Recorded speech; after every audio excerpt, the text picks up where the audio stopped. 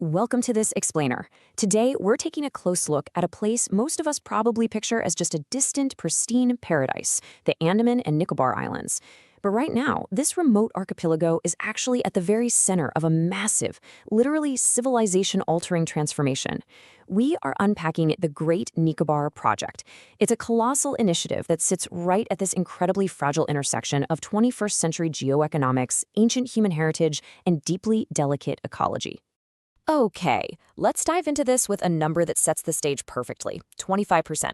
Roughly a quarter of all global trade transits right through the nearby Malacca Strait. A massive chunk of the world's energy imports flows right past these islands. So you can immediately see the immense geopolitical stakes here, right? Geography has basically placed this archipelago directly at one of the absolute most critical maritime choke points on the entire planet. And because of that exact location, military strategists don't just view the Andaman and Nicobar Islands as some isolated outposts anymore. Instead, they refer to it with a very specific and honestly pretty powerful phrase, an unsinkable aircraft carrier. This island chain has really emerged as the absolute linchpin for India's maritime security architecture and the central pillar of its Act East policy. It's all about projecting sovereign reach deep, deep into the eastern Indian Ocean. So, to really grasp what's happening out there, here's our roadmap for today. First, India's unsinkable aircraft carrier. Then, the Great Nicobar Mega Project. After that, we'll look at the billion-dollar strategic payoff, followed by the ecological and tribal cost. And finally, we'll wrap up with the ultimate balancing act. Let's get right into it. Starting with Part 1, India's unsinkable aircraft carrier. Let's take a macro view for a second to really understand the geographic leverage we're talking about.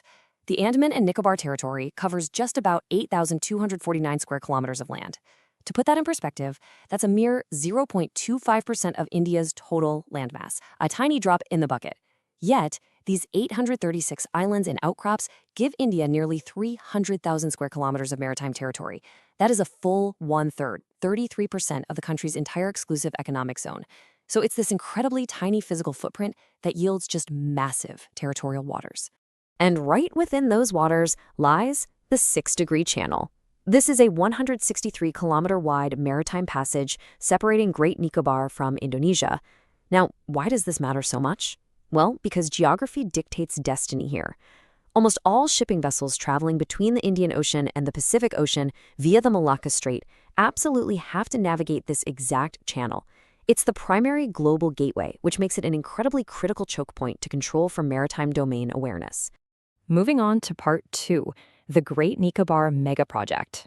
So now we're zooming in from those macro geopolitics to the specific nuts and bolts engineering solution currently underway on Great Nicobar Island itself.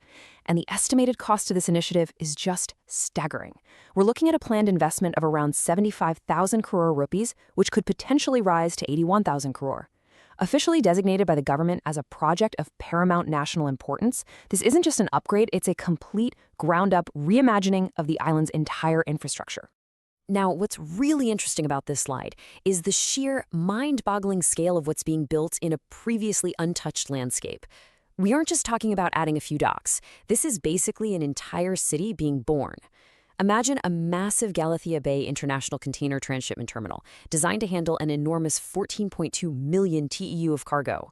Flanked, right by that, is a greenfield dual-use airport for both civil and military flights, capable of handling 4,000 peak-hour passengers. Powering the whole shebang is a 450 MVA gas and solar hybrid power plant, all seamlessly integrated into a sprawling township covering roughly 16,610 hectares. It's huge.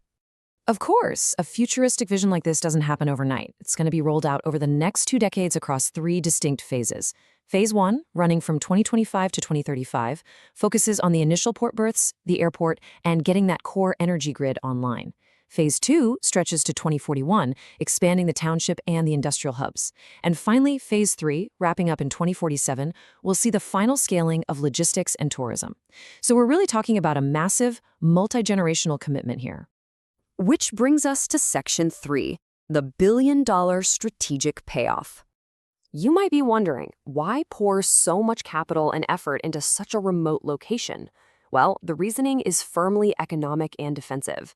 Economically, India currently relies pretty heavily on foreign ports like Singapore and Colombo for its transshipment cargo.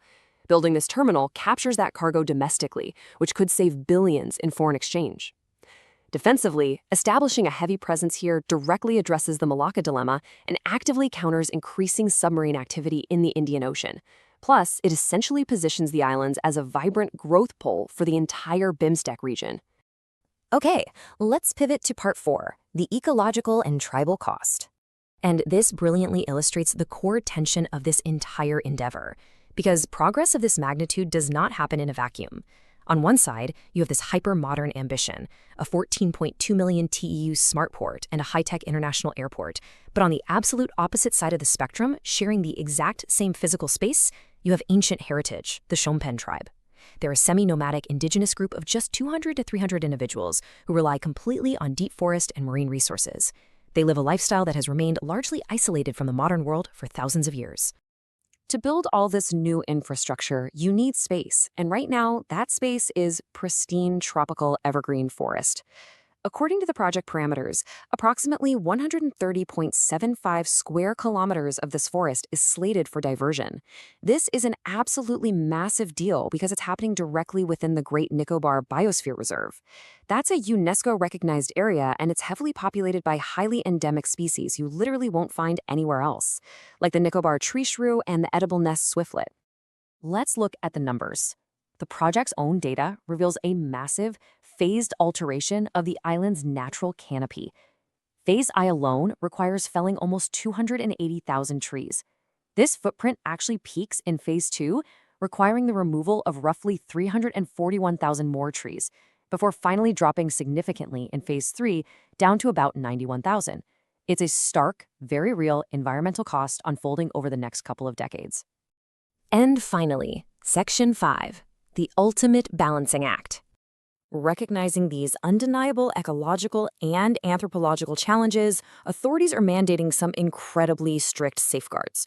For the forests, there is a plan for over 24,000 hectares of compensatory afforestation, though that will be located on the mainland in Haryana and Madhya Pradesh. For the wildlife, the Zoological Survey of India is actively relocating coral colonies away from the construction zones, and independent committees are set up to monitor local fauna like the leatherback turtles and saltwater crocodiles. And for the Shompen tribe, the government has firmly committed to a policy of zero displacement, ensuring a net addition of 3.9 square kilometers to their protected tribal reserve. So, after taking all of this in, the crucial point we're left with is this monumental question. Can 21st century geoeconomics, ancient human heritage, and a deeply fragile ecology actually evolve in harmony?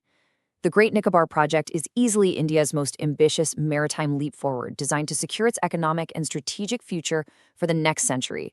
Yet, its ultimate success is probably going to be judged not just by the cargo it moves, but by how it manages the incredibly delicate world it's being built right on top of.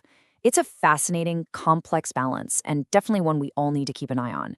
Thanks for joining me on this explainer. I hope it gave you a clear, structured view of the massive shifts unfolding right now in the Andaman and Nicobar Islands. See you next time.